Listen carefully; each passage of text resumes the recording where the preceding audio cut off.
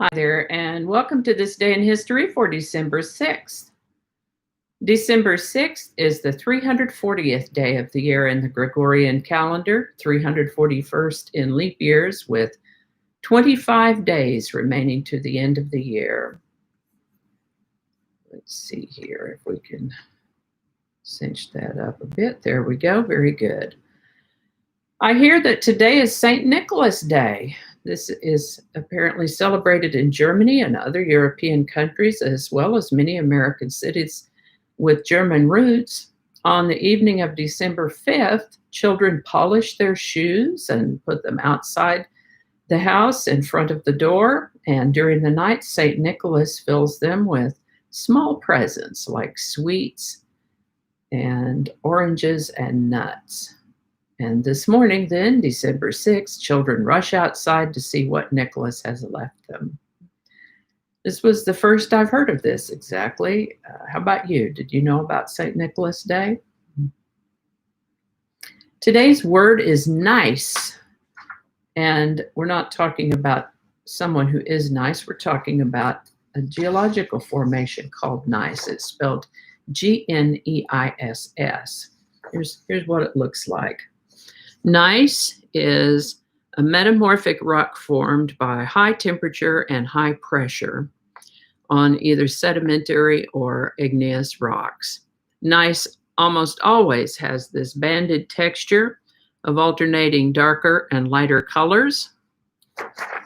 Nice. I'd like to take a moment to mention that links to my research are included in the show notes. Ask you to go ahead and click that like button. Consider subscribing if you haven't already. Feel free to share this video with others in a link in your email, messaging, or social media. Also, there is a link in the show notes to my This Day in History playlist. It's in the show notes, and once the live is done, I'll click it up there in the iCards also. And with that, we're going to start in 1534 when the city of Quito, Ecuador was founded on December 6th.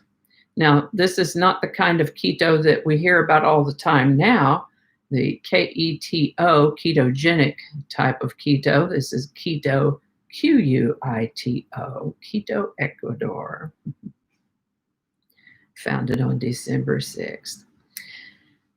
In the early days of America, Congress was still trying to figure out where they were going to be situated, and they spent some time up in New York City, and then they moved over to Philadelphia. They moved from New York to Philadelphia on December 6th of 1790, and of course we know they ultimately ended up in Washington, D.C.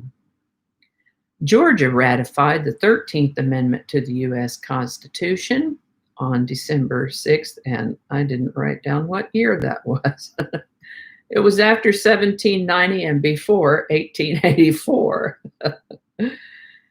The Washington Monument was finally completed on December 6, 1884.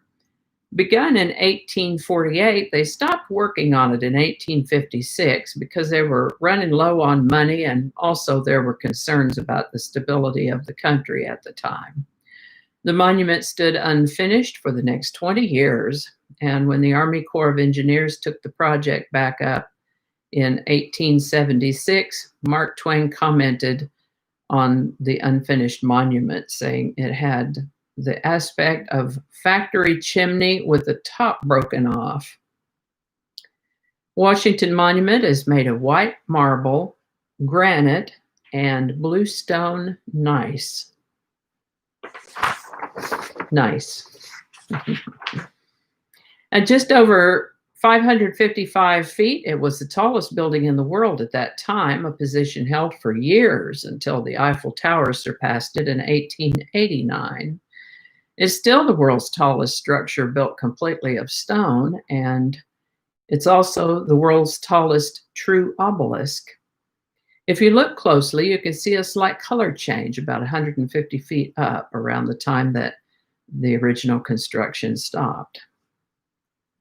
This is the birthday of Fred Duesenberg, born December 6, 1876.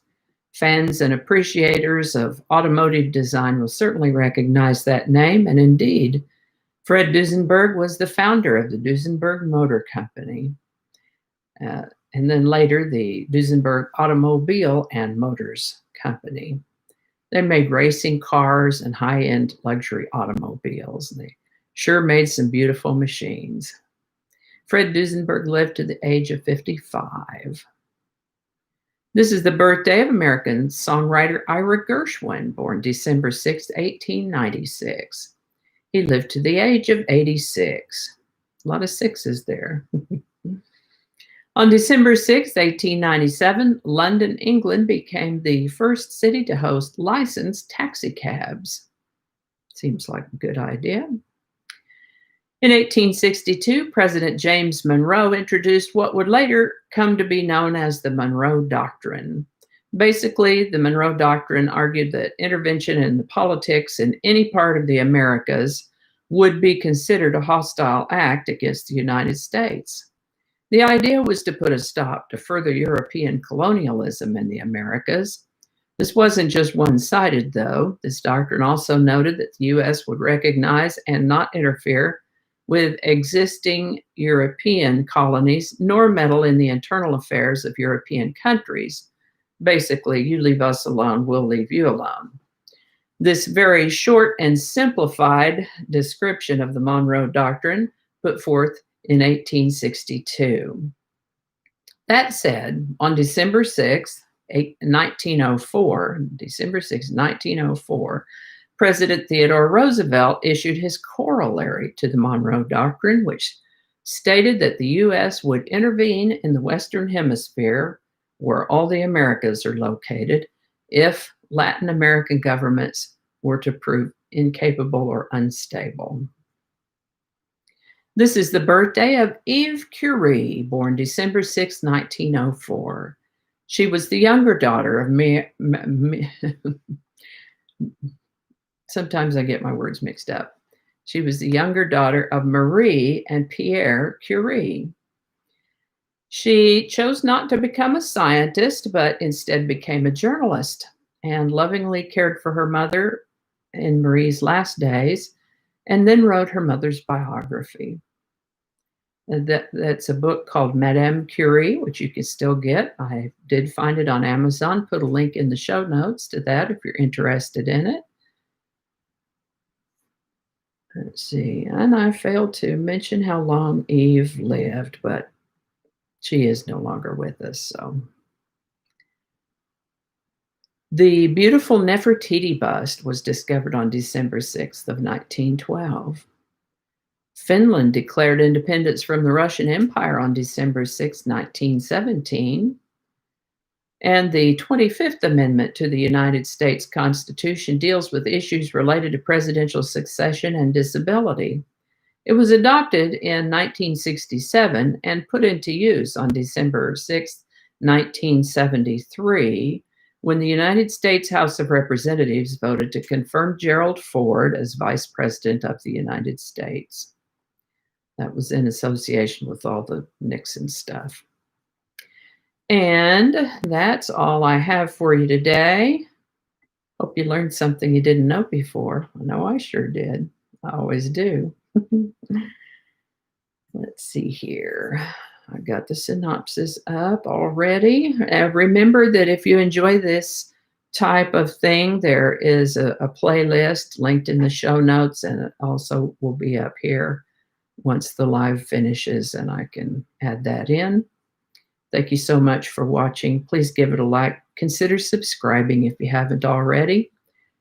And I guess that's it. Thank you so much for watching, and I'll see you next time.